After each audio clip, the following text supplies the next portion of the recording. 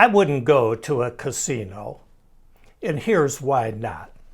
The odds are stacked completely against me. If I don't feel I have any realistic chance of winning money, I'm not even willing to try. But what if the opposite was true? What if some casino said at our slot machines, you have an 88% chance of hitting the jackpot? Man, I'd be there right now pulling that lever. Of course, when it comes to casinos, you don't get odds like that. But when it comes to cognition, you do. For people dealing with mild cognitive impairment, the odds of slowing or halting or even reversing that cognitive decline are actually pretty good and getting better all the time. That's what I want to remind you of today. Hi, I'm Tony Daring of GoCogno.com, the website for people with mild cognitive impairment. So most people, when they get a diagnosis of MCI, they've never even heard of it. They have no idea what they're dealing with. So they go home and they Google it because they've got a lot of questions. And one of the first ones is, does this mean I'm going to get dementia? And what are the odds of that? Even a few short years ago, the answer to that question sounded pretty grim. I can remember that back in 2015 or so, it was pretty common to see articles that referred to MCI as a precursor of Alzheimer's and claiming that for someone with MCI, the odds of progressing to dementia within 5 years were about 80%. And I would cringe when I saw that for two reasons. The first is that number, 80%, just sucks the hope out of people. They feel doomed. Second, it's because that number is just not true. It's not even close to true. By 2016 or early 2017, I really started to see that change. The experts were saying, that number's too high. It's more like 50%, maybe a little less than 50%. Since then, that number has continued to drop. In fact, it's plummeted.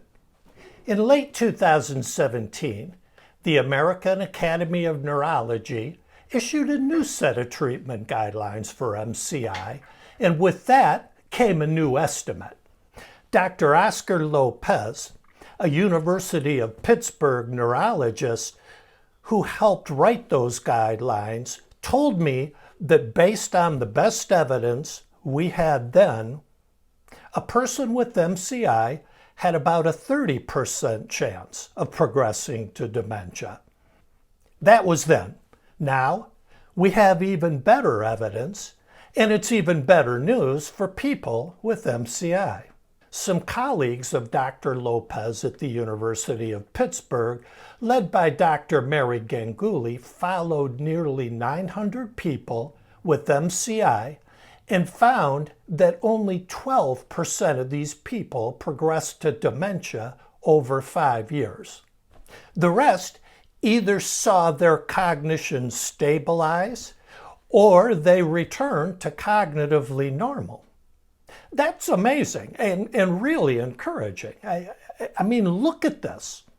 In a very short period of time, we've gone from telling people that progressing to dementia is nearly inevitable to telling them that their chances of slowing or halting their cognitive decline is actually pretty good. And you know what? That number is only going to continue to go down. We have much better evidence now that adopting healthy habits, the things you see here, can all help protect against the risk of dementia. These are the things that I talk about every week in these brain health videos. These are the what. But every now and then, I need to remind myself to step back and remind you what the why is, because these things can really help. People with MCI are getting diagnosed sooner now and more often, and they're getting treatments, and they're adopting healthy lifestyles, and they're seeing results. I often like to quote Dr. Joel Salinas, who recently told the Harvard Health Letter that he is now seeing many of his patients stay in the MCI stage for many years, even when we presume it was a neurodegenerative disease. He went on to observe that the people who spend the most time cognitively stable are often the ones who stick to lifestyle recommendations. That's what I want for you. I want you to know that there is hope, and let it motivate you to fight for your cognition. If you're inspired to do that, just pick one healthy habit you want to work on and start there. If you're not sure where to begin, I invite you to watch this 2-part video series I did at the beginning of the year showing you a simple, effective way to change a health habit. The first of those 2 videos is right here, and you can click on it and watch it now. I hope you find it helpful, and I look forward to seeing you again next week. Until then, as always, be kind to your mind.